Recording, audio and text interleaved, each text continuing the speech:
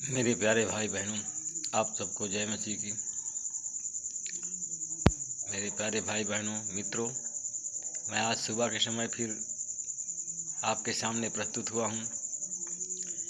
मेरे प्यारे भाई बहनों, आपका इस चैनल में, इस प्रार्थना में हार्दिक स्वागत है, अभिनंदन है।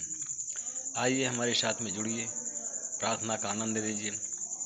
मेरे प्यारे भाई बहनों, अगर आप बीमार हैं या कर्ज से परेशान हैं या शैतान परेशान करता है, शैतानी बंधन में फंसे हुए हैं, तो आइए हमारे साथ में जुड़िए और प्रार्थना का आनंद लीजिए।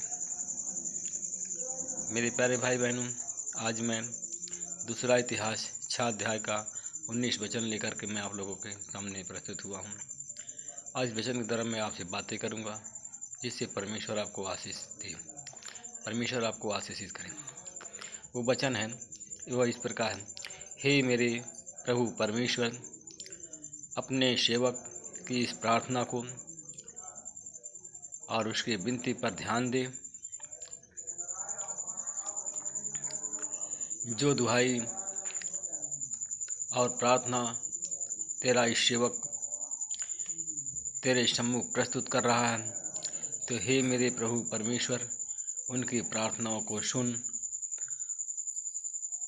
और उस प्रार्थना की ओर ध्यान दे और उनकी मनोरथ को पूरा कर। आमीन। मेरे प्यारे भाई बहनों, आज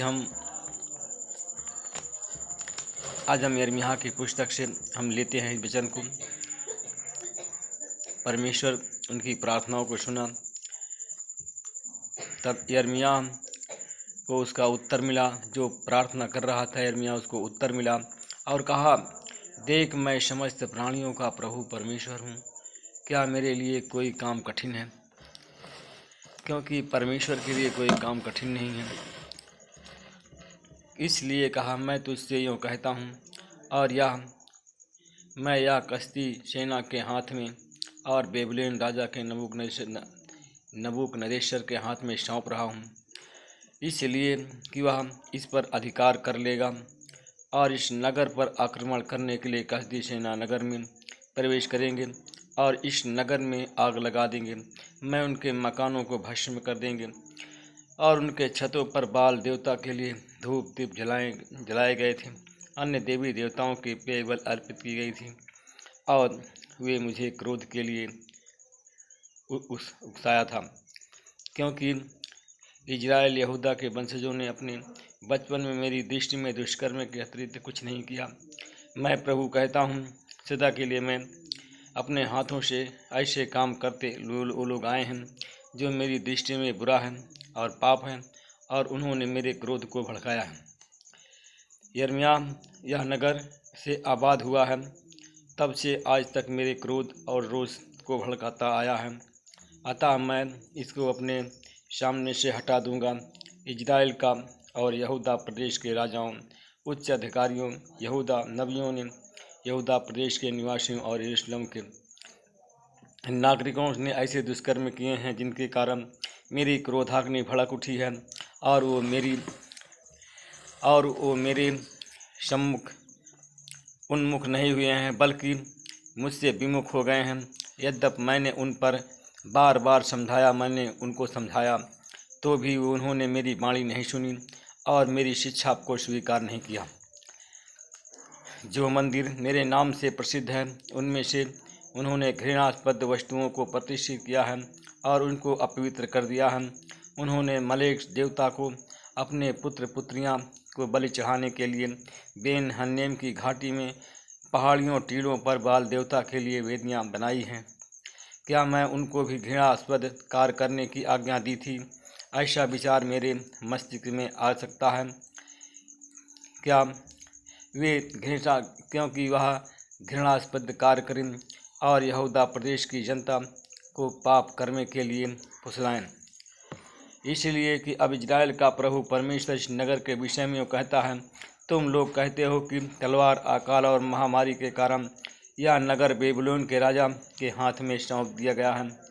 मेरे प्यारे भाई बहनों, किंतु देखो, मैं प्रभु परमेश्वर इजरायली लोगों के उन सब देशों को वापस लाऊंगा और उनके क्रोध और रोष और महाकोप को लाऊंगा, और जहाँ मैंने क्रोध और रोष और कोप में आकर के उनको हाँक दिया था, निसंदेह मैं उनको वापस लाऊंगा। और मेरे कारण यहाँ निश्चित निवास लोग करेंगे, मेरे ही कारण लोग वहाँ शांति पाएंगे और वे मेरे निजी लोग बनेंगे। मैं उनका परमेश्वर होऊंगा। मैं उनको एक हृदय और एक मार्ग दूंगा, और वे अपने वाद विवाद अपने बच्चों के कल्याण के लिए सदा सर्वदा मेरी भक्ति करेंगे। मैं उनके साथ अनंत विधान स्थापित करूंगा, ताकि मैं उनकी भलाई निरंतर करता रहूं। मैं उनके हृदय में अपने लिए भक्ति की भावना डालूंगा, जिससे वे मेरी ओर मुँह न मोड़ें, और उनकी भलाई करने में मुझे सदा आनंद आएगा।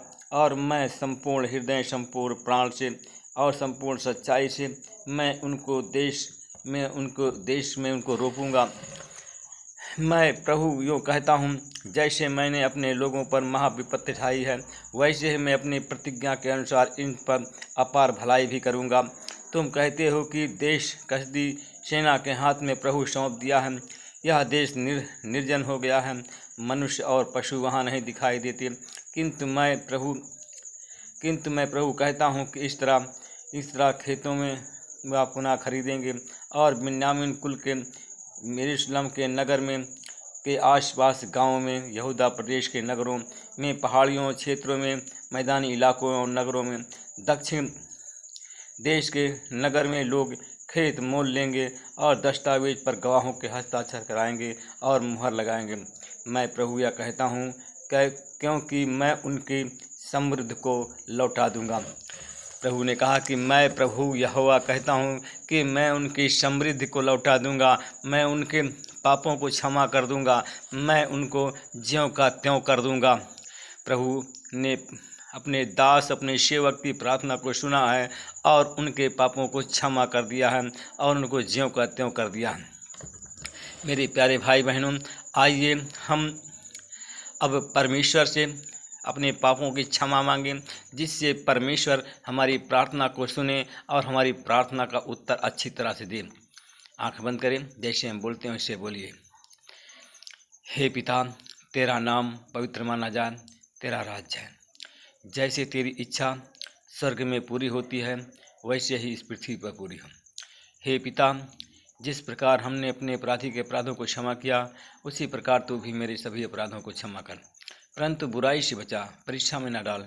दिन भर की कमाई की रोटी हर दिन हमें दिया कर, क्योंकि राज्य और पराक्रम और महिमा सदा तेरी ही हो। आमीन। हे प्रभु यीशु, मैं एक पापी हूँ, मेरे पाप क्षमा कर, मेरे पुरखों के पाप क्षमा, मेरी 10 पीढ़ी के पाप क्षमा कर। मुझे आपकी ज़रूरत है। मैं आपको अपना उद्धारकर्ता प्रभु परमेश्वर मान कर ग्रहण करता हूँ। हे प्रभु, मुझे तथा मेरी पत्नी, बच्चों को, मेरे परिवार को बहुत शैतान, जादू, टोना टोटका, सभी रोग बीमारी छुटकारा चंगाई दीजिए। अपने लहू से ढांक रखें और हमेशा हम सबकी रक्षा करें, आपके पवित्र मधुर मीठे नाम से। आमीन, आमीन, आमीन। मेरे प्यारे भाई बहनों, अब आप नहीं बोलिएगा, आप आंख बंद करिए, मैं आप लोगों के लिए प्रार्थना करूंगा। अनुग्रहकारी पिता, मैं तेरा धन्यवाद करता हूँ, मैं फिर तेरे चरणों में आता हूँ। हे प्रभु, आप महान हैं, सर्वशक्तिमान, दयालु, दया के सागर, राजाओं के राजा, प्रभु का प्रभु, नाथों के नाथ। हमारी विनती, हमारी पुकार, हमारी दुहाई को सुन परमेश्वर पिता। हे प्रभु, आपने कहा था मेरे नाम से जो मांगोगे मिल जाए, जो निकालोगे निकाल दिया जाएगा, जो बांधोगे स्वर्ग में रहेगा। हे प्रभु, हम अपने उन मित्रों के लिए प्रार्थना करते हैं, अपने उन भाई के लिए प्रार्थना करते हैं, अपने उन दास और दासियों के लिए प्रार्थना करते हैं। परमेश्वर पिता, कोई अगर उनसे जाने अनजाने में कोई अपराध किया हो, कोई पाप किया हो, तो उसे क्षमा कर दीजिए। परमेश्वर पिता, हमारी प्रार्थना को सुन प्रभु और उसका उत्तर दें। उन भाई बहनों को जिनके घर में शांति नहीं है, उस प्रभु जी, जिन भाई के घर में शांति नहीं है, उन पर शांति की आशीष बोलता हूँ। जो हमारे साथ में ये वचन सुन रहे हैं या देख रहे हैं, उनके घर में, उनके मन के अंदर, उनके परिवार में शांति की आशीष बोलता हूँ। कोई दुख अगर संकट हो तो यीशु मसीह तेरे नाम से शांति में बदल जाए। परमेश्वर पिता, तेरे नाम की महिमा हो। परमेश्वर पिता, तेरे नाम की बड़ाई हो। परमेश्वर पिता, जो लोग हमारे भाई बहन बीमार हैं, परमेश्वर पिता, किसी भी प्रकार की बीमारी से पीड़ित हैं, परमेश्वर पिता, हे मेरे खुदाबंद परमेश्वर, हे मेरे परवरदिगार परमेश्वर, उन लोगों की मदद कर परमेश्वर पिता। आपका आशीष, आपका अनुग्रह, आपकी दया उन पर हो, उनके परिवार पर, उनके घर पर, उनके वंश पर हो परमेश्वर पिता। वो लोग बचाए जाएं परमेश्वर पिता। परमेश्वर पिता, मैं आपका धन्यवाद करता हूँ। मैं आपसे विनती प्रार्थना करता हूँ परमेश्वर पिता। इस समय परमेश्वर पिता लोग परेशान हैं, मलेरिया बुखार से, टाइफाइड बुखार से, डेंगू बुखार से, इत्यादि बीमारी से लोग पीड़ित हैं परमेश्वर पिता। हे परमेश्वर पिता, हमारे भाई बहन अगर जो इस वचन को सुन रहे हैं या देख रहे हैं परमेश्वर पिता, उनके पापों की क्षमा करके परमेश्वर पिता इन बीमारी से उनको चंगाई दीजिए प्रभु। इन बीमारी से उनको छुटकारा मिल जाए, इन बीमारी से उनको चंगाई मिल जाए। हालेलुया। यीशु तेरे नाम से इन बीमारियों चली जाए, यीशु तेरे नाम से उनको चंगाई मिल जाए। तेरे नाम की महिमा करें परमेश्वर पिता, तेरे नाम की बड़ाई करें परमेश्वर पिता। उन भाई बहनों के लिए प्रार्थना करता हूँ कि जो लोग परमेश्वर पिता जिनके दिमाग की टेंशन है, नींद नहीं आती है या कर्जदार हैं परमेश्वर पिता, उनके जीवन में यीशु तेरी शांति को बोलता हूँ, उन आपकी आशीष को बोलता हूँ परमेश्वर पिता। परमेश्वर पिता, उनके जीवन में तेरे यीशु तेरे नाम की शांति आ जाए परमेश्वर पिता। परमेश्वर पिता, जो कर्जदार हैं उनके सारी बोझ, कर्ज के बोझ को यीशु तेरे क्रूस पर देता हूँ, और इसी घड़ी यीशु तेरे नाम से उनके कर्ज के बोझ को हल्का करता हूँ परमेश्वर पिता।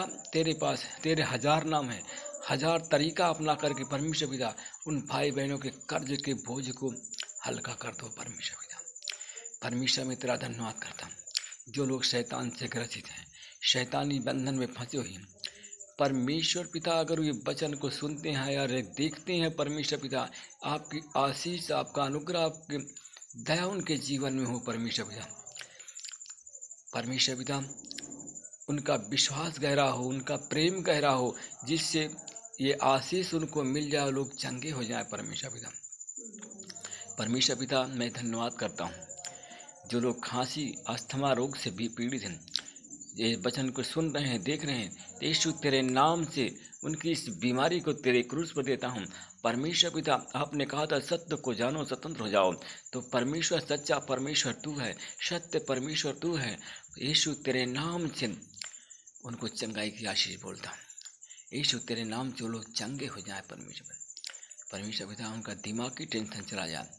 जो लोग परमेश्वर पिता शुगर के रोगी हैं, शुगर के रोगी हैं परमेश्वर पिता, या थायराइड के रोगी हैं परमेश्वर पिता, परमेश्वर पिता थायराइड, शुगर, अस्थमा के जो रोगी हैं, उनके इन सारी बीमारी से चंगाई की आशीष बोलता हूँ। हमारी आवाज़ जो पहुँचे उनके कान में, उनका शुगर नॉर्मल हो जाए, थायराइड की बीमारी चली जाए परमेश्वर पिता। मैं आपका धन्यवाद करता हूँ परमेश्वर पिता। उन भाई बहनों के लिए प्रार्थना करता हूँ जिनके सर में गांठ है, उनके गांठ को, सर के गांठ को सूखने की सामर्थ प्रदान करता हूँ, और उनके जिनके पेट में गांठ है, उनके पेट के गांठ से चंगाई की सामर्थ, गांठ इसी